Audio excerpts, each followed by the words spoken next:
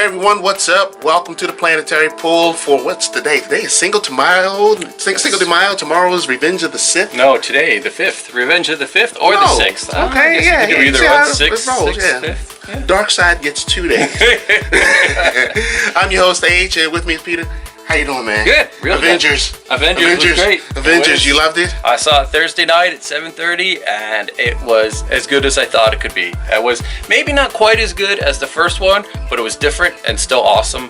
And it had so many great scenes, so many great lines, so many little character moments. Yeah. I loved it. I thought it was fantastic. Yeah. I liked it. I felt like I didn't like it as I didn't like it more than the first one. I didn't like it any less. I thought it was about the same. But yeah, I felt the same way. I thought it was really enjoyable. Some of the scenes were over the top like it was supposed to be. What did you think about the Hulkbuster versus Hulk? That was the best part. I mean, there was some really good stuff. I mean, Ultron was great. I really enjoyed him, but he wasn't the best part of the movie. He was definitely not the best part of the movie. The Hulkbuster stuff and then some of those lines was the best part. I mean, I'd go back to see it a second time just for the Hulkbuster scene. Yeah. Just so I could really absorb all that stuff again. Yeah. Just like even John was saying a moment ago, that the whole thing with the minimizing of the destruction, it felt like it was a referendum on Man of Steel because people complained so much, oh my God, the level of destruction is so great, it's terrible. But then you saw here, stuff got destroyed, but not at that same level. I mean, the fight was all over, what was it, some random city in South Africa? You have to assume that some people got killed. Right. Like all that debris flying over, you can't say, okay, just because they didn't show you one person getting killed. You have to assume some people got killed. Somebody got hit by a flying brick somewhere. Nobody could have not gotten injured. It's just preposterous. But they didn't have to kill millions of people just for a heck. Hey, look at that! We just killed 25 million people. Oh well, what are you gonna do? Well, especially since we're gonna hijack a city at the end of the spoilers. Especially since they hijacked the city at the end and that happened. Yep. But I really enjoyed it. What did you think about the relationship between Widow and Bruce? I liked it. I thought it worked. They give you a reason for it to work. Yeah. They were so different and so opposite, and they didn't spend a ton of time on it. It's not like it consumed the movie. Right. It was a nice little thing that was going on, and there was some great stuff at the end with the two of them, and I really enjoyed it. Right. I really thought it was good. I thought that was the main thing with the film, was everything was kind of organic as it happened, because of course you start off with the big action scene, and then the second act was the character development. Because the one thing that really got me was, even though this was the second movie, you still didn't quite have a team. Whereas most movies, you have everybody getting together, and then the second movie, they're a fully formed team. You didn't get that with this. They're still trying to get their thing together. But what I did think was, especially with how Ultron and the Vision were created, this was like a modern retelling of the Frankenstein story. Sure, when absolutely. Think about it. Yeah, Vision was great. Vision was awesome. Yeah. He was amazingly kick-ass. Yeah, only thing I can say, if you haven't seen it already, we probably spoiled enough of it, watch for what happens with a certain hammer. That's all I'm going to say. Yeah, that was surprising. Yeah. I don't think anybody wasn't surprised by that. I would say like this, with as many trailers that came out and kept coming out and kept on coming out, which I try not to watch them all, I think they did a fair share of not spoiling too much of the movie. Yeah, absolutely. Because there were still a lot of moments like, oh. There was a lot of small moments, and even they promoted that Hulkbuster sequence the whole time. For the past year, they've been promoting that, and it was still awesome. There was still a ton of good stuff in there, and it was still fantastic. Right.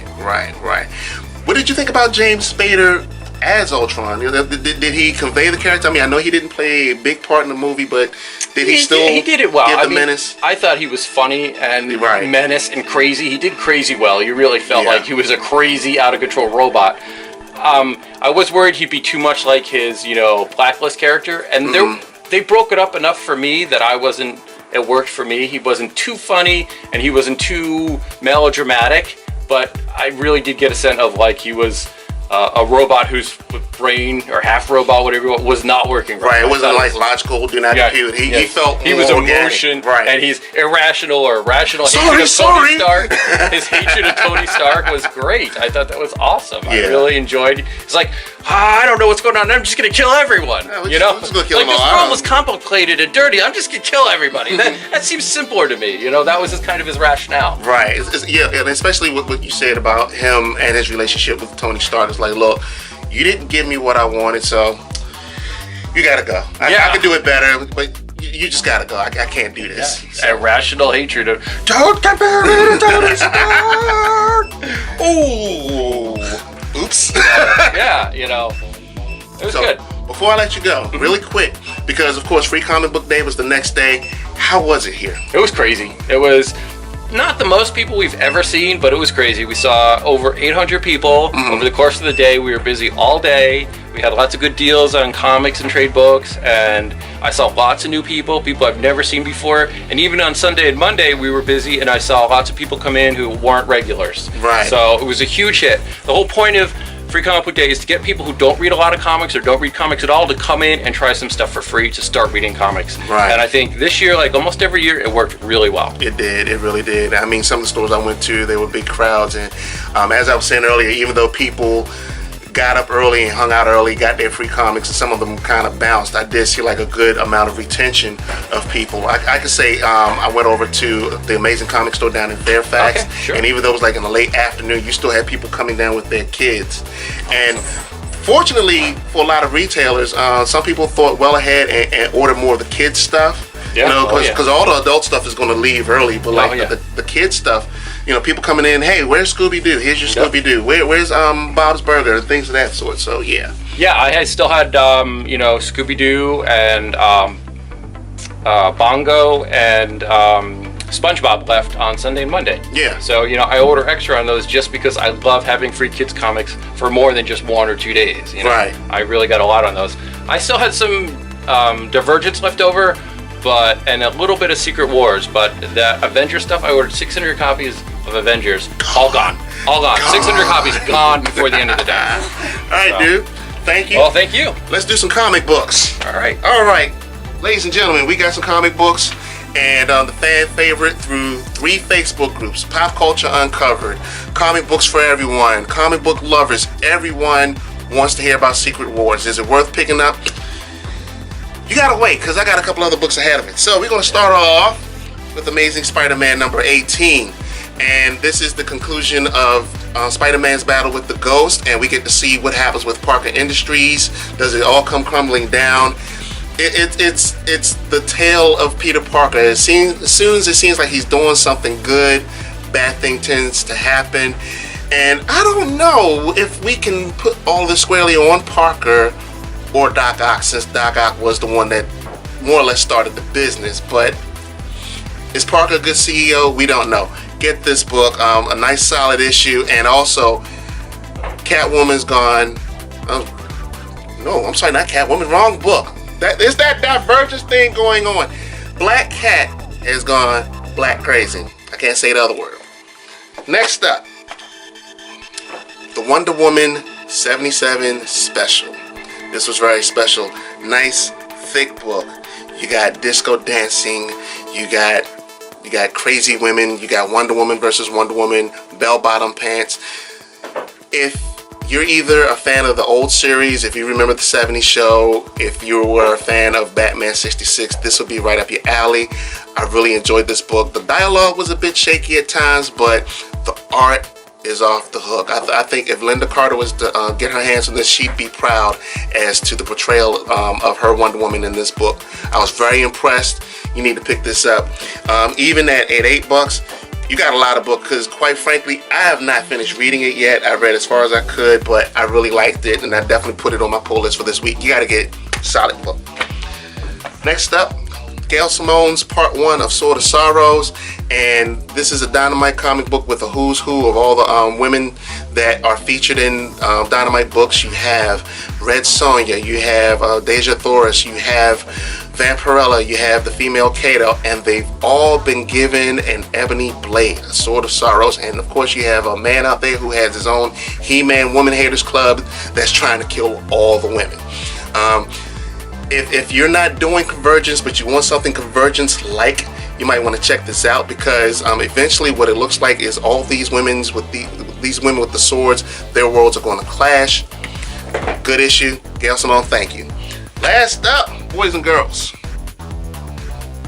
This book needs no introduction. Is it worth the price of admission? Yes.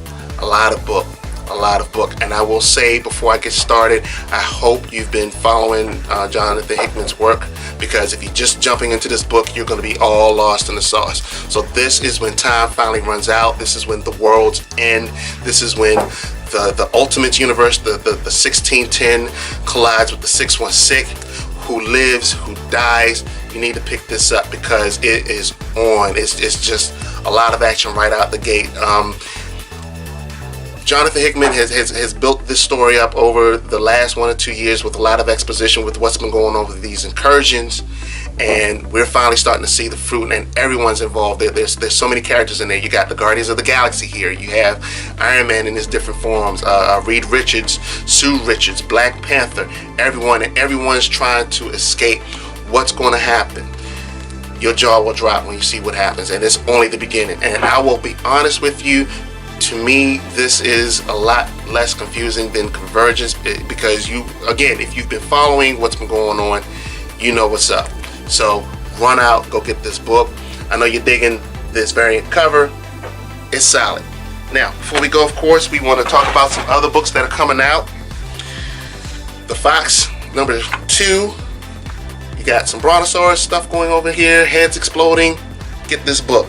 Dean Haspel's doing good work with this book. Black Mask, issue #2, We Can Never Go Home Again. Another solid work. Grab this. All new Captain America special. Now, for those of you out there that are Valiant fans, the Valiant Universe Handbook #1 has just dropped. I plan on getting my hands on this because I have to honestly say, I'm trying to get into the Valiant Universe, and if this is a good primer, this would be a good idea to grab this. One of my all-time favorites, issue #7 of Daymon. Solid vampire comic. You need to grab this. #3 or 4 of Halogen. Good pick, grab this.